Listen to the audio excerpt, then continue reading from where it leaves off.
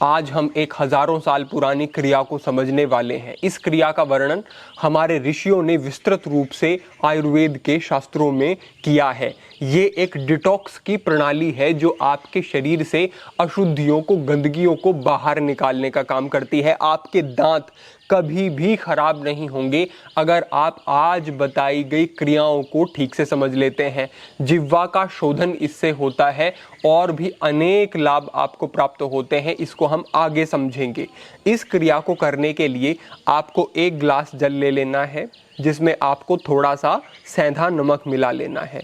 आपको नारियल का तेल या फिर देसी गाय का शुद्ध घी ले लेना है।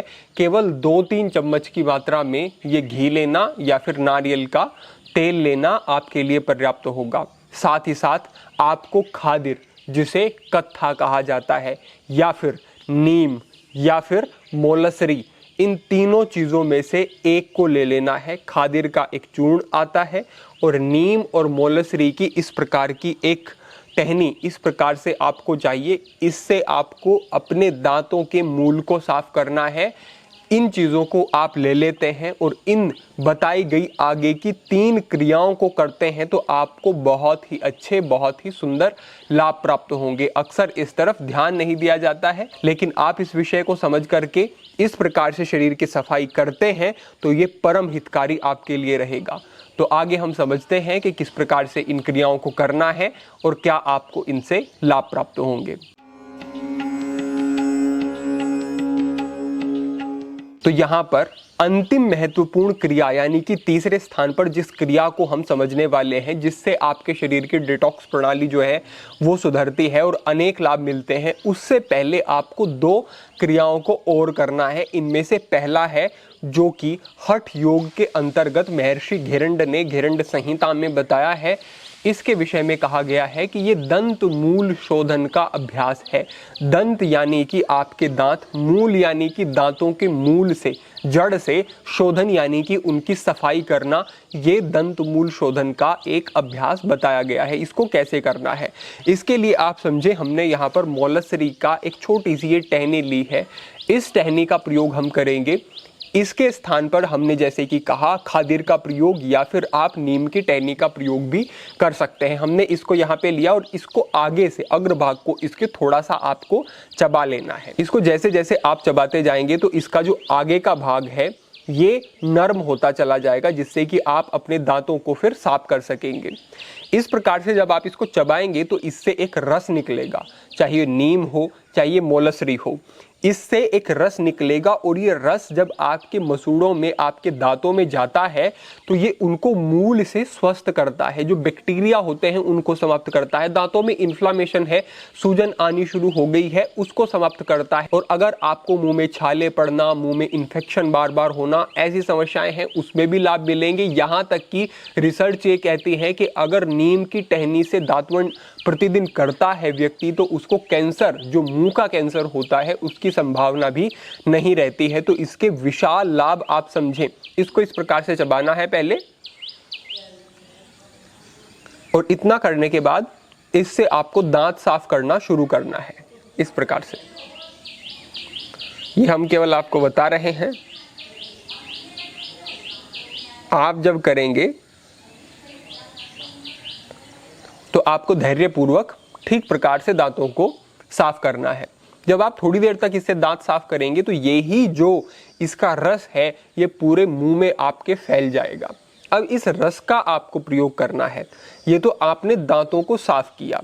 अब ये जो दंत मूल शोधन है ये क्या है इसको समझें। आपको करना ये है कि इस प्रकार से दांतुन करने के बाद आपको अपनी उंगली से अपने मसूड़ों को रगड़ना, रब करना शुरू करना है। इससे होता क्या है, जब आप अपनी उंगली से अपने मसूड़ों के ऊपर दबाव बनाते हुए इस प्रकार से रगड़ते हैं तो वहां पर ब्लड का सर्कुलेशन बढ़ना शुरू हो जाता है। यानी कि आपके मसूड़ों में ब्लड का सर्कुलेशन बढ़ेगा, वैसे वैसे आपके जो दांत हैं वो मूल से मजबूत होने शुरू हो जाते हैं। दांत जल्दी खराब खराब नहीं होंगे, अधिक आयु में भी दांत बिल्कुल स्वस्थ बने रहेंगे अगर आप केवल इतना कर लेते हैं। मोलसरी लिया, नीम लिया, खादिर लिया, दांतों के ऊपर उसका प्रयोग किया, उंगली से भी प्रयोग कर सकते हैं, और उसके बाद मसूड़ों को रगड़ना शुरू किया उंगली से, थोड़ा सा दबाव बना करके, और जो रस है वो मुंह के अंदर ही रखा।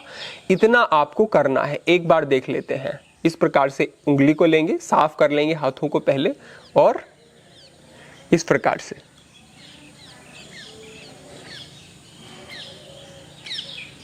से आपको अपने मसूड़ों को साफ करना है। साफ करने के बाद आपको जल ले लेना है और एक बार मुंह के अंदर जल का संचालन करके उसको बाहर निकाल देना है। ये आपका पहला अभ्यास हुआ। पहले आपको ये ही अभ्यास करना है। दूसरा अभ्यास जो हमारे हठ योग के ग्रंथों में ही बताया गया है वो है जिह्वा शोधन, जिह्वा मूल शोधन। तो इसको कैसे करते हैं? अपनी 2 उंगलियों को ले लेंगे और 2 उंगलियों से अपने जीभ के पीछे की तरफ आपको हल्के हल्के से रब करना है। समझे आप, जब आपके शरीर में कोई अशुद्धि इकट्ठी हो जाती है, उस स्थिति में वो अशुद्धि आती है और आपकी जीभ के ऊपर एक लेयर बनाती है। कई बार आपने भी देखा होगा कि जब आपके पाचन में कोई विकार रहता है तो आपकी जीभ के ऊपर जल्दी जल्दी से एक मल की लेयर बननी शुरू हो जाती है। वास्तव में वो आपके शरीर के अंदर की गंदगी होती है जो बाहर आकर के जीवा पे रुकती है। अगर आप जिह्वा का शोधन नहीं करते हैं और अगर आप मूल, यानी कि मूल कहते हैं जड़ तक शोधन नहीं करते हैं, पीछे तक शोधन नहीं करते हैं, तो ये आपको नुकसान पहुंचाती है। फिर आप कुछ भी खाद्य पदार्थ खाते हैं, वो गंदगी आपके शरीर के अंदर चली जाती है और शरीर में विषाक्तता बढ़ती है, बहुत ज़्यादा बैक्टीरिया जाते हैं और आपका पाचन खराब होना शुरू हो जाता है। तो इसके लिए क्या करना है? जिह्वा मूल शोधन। आपको अपनी उंगलियों से पीछे तक अपनी जिह्वा के ले जाना है और पीछे तक ले जा करके हल्का हल्का जिह्वा को पीछे की तरफ से रब करना शुरू करना है। तो धीरे धीरे जो ये गंदगी है ये साफ होनी शुरू हो जाएगी और आपका ये बहुत ही सुंदर अभ्यास होगा जो आपके शरीर में गंदगी को बढ़ने से रोकेगा। किस प्रकार से करना है? हाथ को पहले ठीक से धो लेंगे,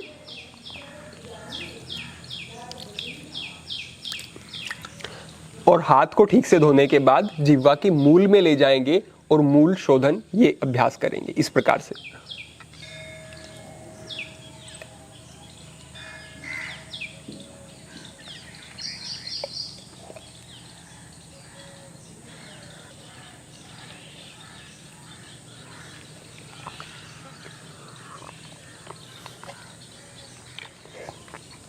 हमने केवल आपको बताया है, आपको थोड़ा सा लंबा अभ्यास करना है। आपको इस अभ्यास को थोड़ी देर तक करते रहना है। शुरुआत में आपको लग सकता है वोमिटिंग का, आपको फील हो सकता है जैसे उल्टी आएगी आपको, लेकिन धीरे धीरे ये अभ्यास हो जाता है। अभ्यास होने के बाद ये बिल्कुल सरल लगता है। तीसरे स्थान पर जो अभ्यास बताया गया है वो है गंडूश का अभ्यास।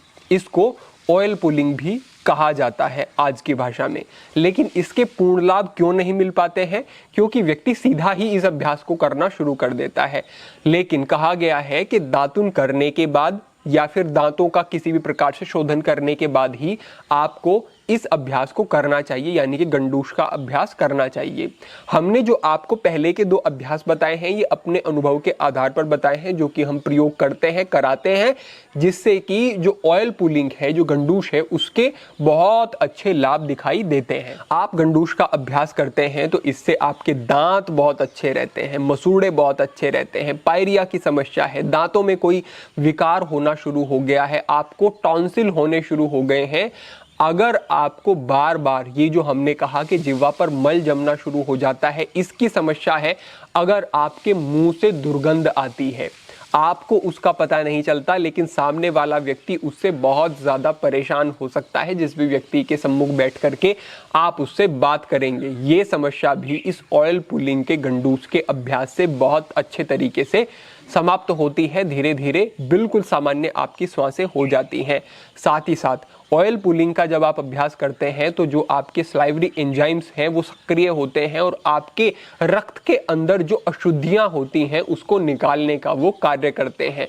थोड़ी देर तक जब आप घी को, तेल को मुंह के अंदर रखते हैं तो ये सभी लाभ आपको प्राप्त हो सकते हैं। लेकिन कितनी देर रखना है? लगभग 15 मिनट का ये अभ्यास होना चाहिए।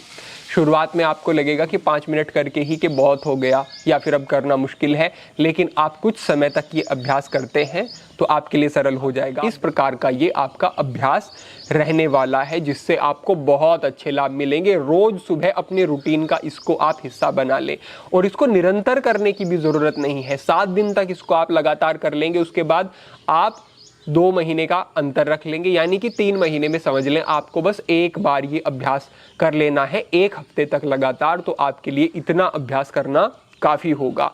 किस प्रकार से करना है वो भी एक बार आप समझ लें। इस प्रकार से हमने यहाँ पर लिया है देसी गाय का घी हमने लिया है। हमने आपको बताया आप नारियल का तेल भी ले सकते हैं, देसी गाय का घी ले सकते हैं, या फिर सनफ्लावर ऑयल जो होता है उसका प्रयोग भी आप कर सकते हैं। तो इस प्रकार से हमने यहाँ पर ये घी लिया है, इसकी हम आधी मात्रा, इसमें से आधी मात्रा लगभग 2 बड़ी चम्मच की मात्रा में अपने मुंह के अंदर ले जाना है और उसका संचालन करना है कुछ देर तक और फिर निकाल देना है। ये अभ्यास होगा, देख लें एक बार।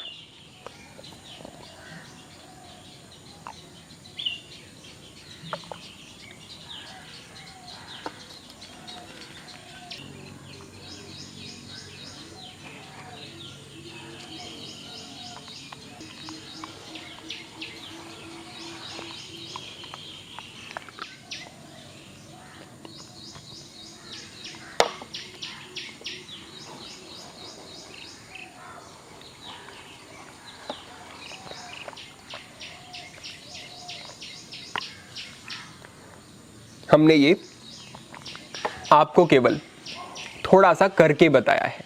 आपको ऐसा नहीं करना है कि आपने अभी तेल को या घी को मुंह के अंदर लिया और थोड़ी देर संचालन किया और उसके बाद बाहर निकाल दिया। ऐसा नहीं करना है, ऐसे लाभ नहीं होंगे। आपको ठहरना है, रुकना है, 15 मिनट तक इस प्रकार से संचालन करना है और उसके बाद आपको इस तेल को या घी को मुंह से बाहर निकालना है और पानी से मुंह को ठीक से साफ कर लेना है। इसके बाद आपको 15 मिनट तक, आधे घंटे तक कुछ नहीं खाना है। आधे घंटे का अंतर रख लें। आधे घंटे के बाद आप अपना आहार ले सकते हैं। हमने जो इससे पहले दांतों को साफ करने का तरीका बताया है, उस तरीके से जिह्वा मूल शोधन के अभ्यास से और इस गंडूश के अभ्यास से आप अनुभव करेंगे कि आपका मुंह बिल्कुल साफ हो जाएगा, गंदगी बिल्कुल साफ हो जाएगी, शरीर से विषाक्तता कम होने लगेगी, जिह्वा की विषाक्तता कम हो जाएगी, शरीर में अशुद्धियां, बैक्टीरिया नहीं जाएंगे, अनेक इससे लाभ मिलेंगे। ये प्राचीन अभ्यास, ये अति महत्वपूर्ण अभ्यास, इसको हमने विधिवत जैसा शास्त्र वर्णित है वैसा आपके साथ साझा किया।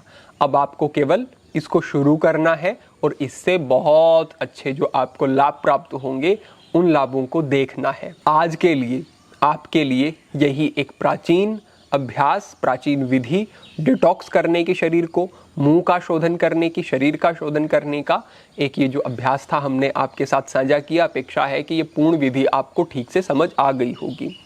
भविष्य में अन्य यौगिक और हमारे आयुर्वेद के सिद्धांतों पर आधारित विस्तृत मार्गदर्शन आपके साथ साझा हम करते रहेंगे।